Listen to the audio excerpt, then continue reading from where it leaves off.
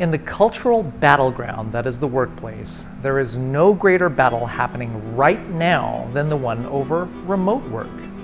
Passionate sides have drawn their lines with big tech companies like Google and Apple beginning to implement mandates to return to the office, and representative workers dissatisfied arguing for the benefits of remote work to work-life balance and overall productivity.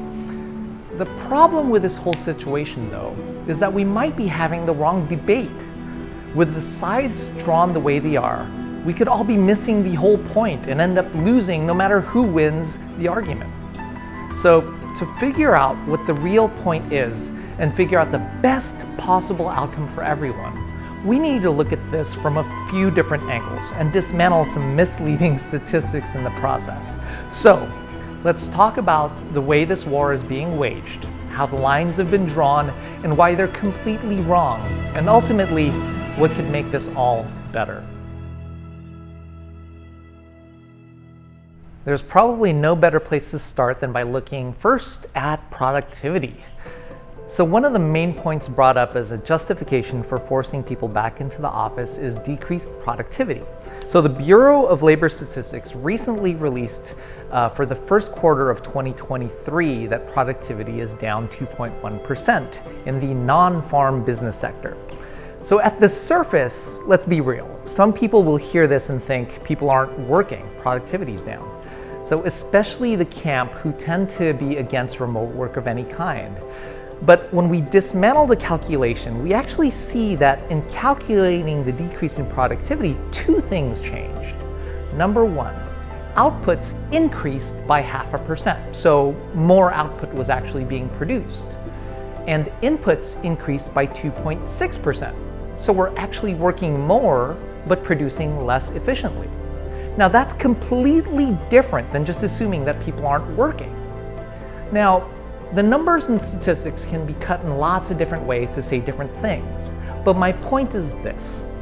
We can't blame decreased productivity on laziness or people not working enough. It's more likely that our work is focused on the wrong things. That's a big topic, and if you want to explore that a bit more with me, you can check out my video on fake work. I'd love to hear your thoughts on that. So let's get back on track here. Where we work won't necessarily fix productivity.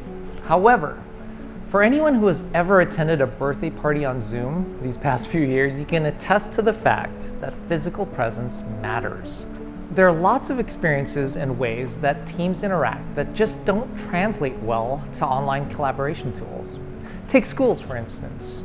Educators have been working to understand the impact of distance learning on the students over the past few years. And anecdotally, students I've been in contact with, and my own kids, generally hated the experience. I wish I could put that more lightly.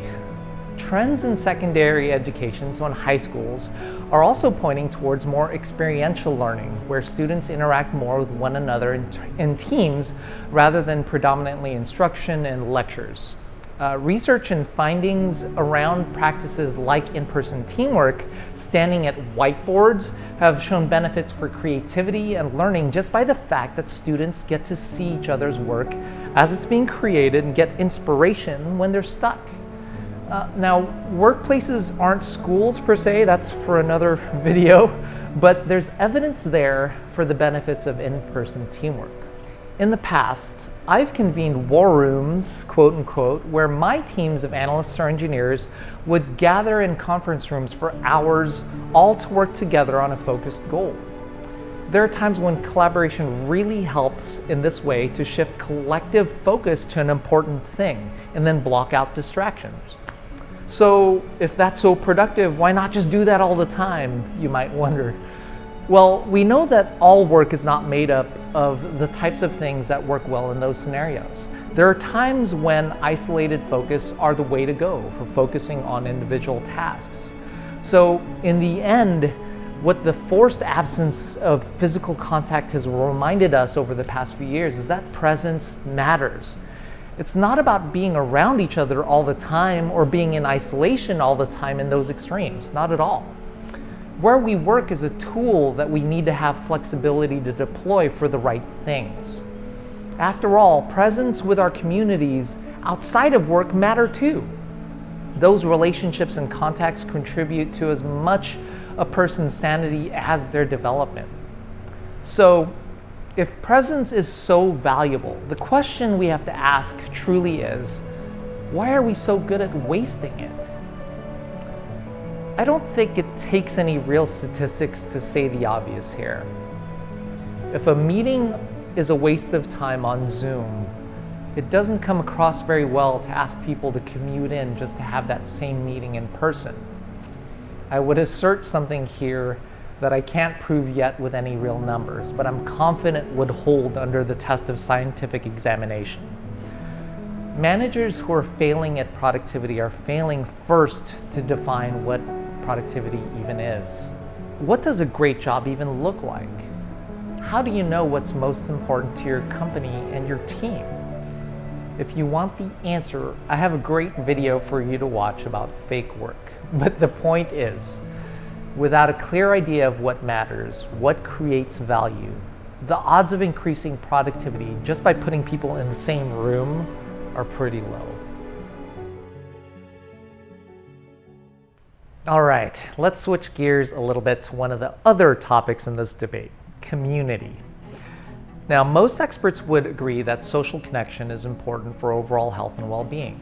In Gallup's book, Well-Being at Work, they examined social well-being as one of the main components of overall well-being and highlighted the specific point that, quote, social isolation and chronic loneliness have a devastating effect on physical and mental health. People who lacked community and social ties had risks of mortality that were 2 times the risk compared with people who had many social contacts. So yes, we need to be around people or we die. The book also shares the finding that employees are much more productive and deliver far better results if they have a best friend at work.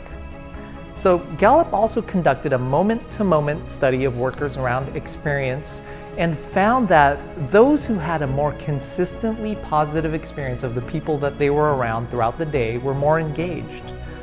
Now, the problem I have with this finding is the assumption that these valuable positive relationships must come from work. We have to point out the assumption here is that people spend most of their time at work, and so it's the duty of the workplace to be the de facto place to have a best friend. So yes, I'm twisting that a tiny bit, but that doesn't invalidate my point. I don't know that we can ask bosses and managers and leaders of companies to create environments where people become best friends. We're asking companies to be more than what they were designed to do. We need instead to challenge the presumption that our workplace is our community.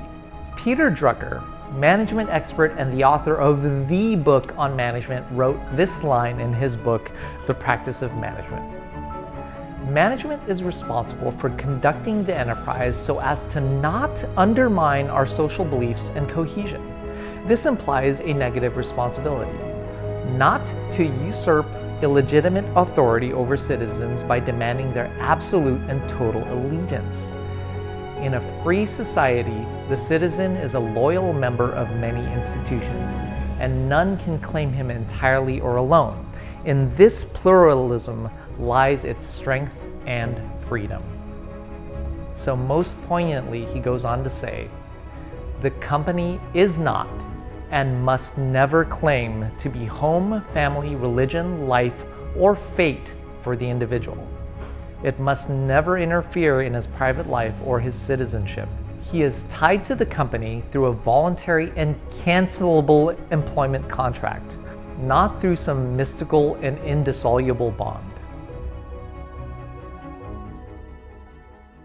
We've tried and failed in the past few decades to create the perfect companies. Ping pong tables, catered meals, napping pods, and every perk you can imagine. But none of it can replace real community and the real layers of relationship we build through them. Workplaces as a type of community can breed dysfunction if we ask it to be more than an enterprise for a specific purpose. The idea of groupthink is a specific problem where groups of like-minded individuals shut off from outside influence can end up ignoring dissent or diverse opinions and end up making disastrous decisions because they operate under a dangerous illusion of consensus. Good idea, right guys, right? Am I right? Let's consider another point. There's a vacuum of influence that can happen when individuals have a bad boss or a poor manager. So the two questions that our survival-oriented brains are always pulling for evidence from our environment for are, number one, am I safe? And number two, am I good? So for someone whose friends and main influential relationships narrow down to a boss and coworkers, a poor experience at work can translate to a very psychologically traumatic experience. Many companies are already attempting to be systematically more diverse, but we still need to raise the question of whether our workplace needs to be the center of our community. If we can liberate our thinking beyond that arbitrary constraint and assumption, we can open ourselves to imagine what happens when we return to community. In between being isolated at home and forced into the office, there's a whole middle ground where spending time in our actual communities, the places we live, the communities of interest that we get to be a part of, where we can develop more empathetic, passionate, and focused leaders who benefit from that natural diversity. We exist today at the extreme end of industrialization, where we've tried to build super companies and super cities and now face the realities and limits of urbanization and what billionaires can do to change the world. What might we achieve if we open up options for people to build communities of interest with friends and neighbors? What might we build if given the time and attention to focus on what's happening in the world right around us? What kind of leaders would return to the office if given time to develop as leaders in their own communities?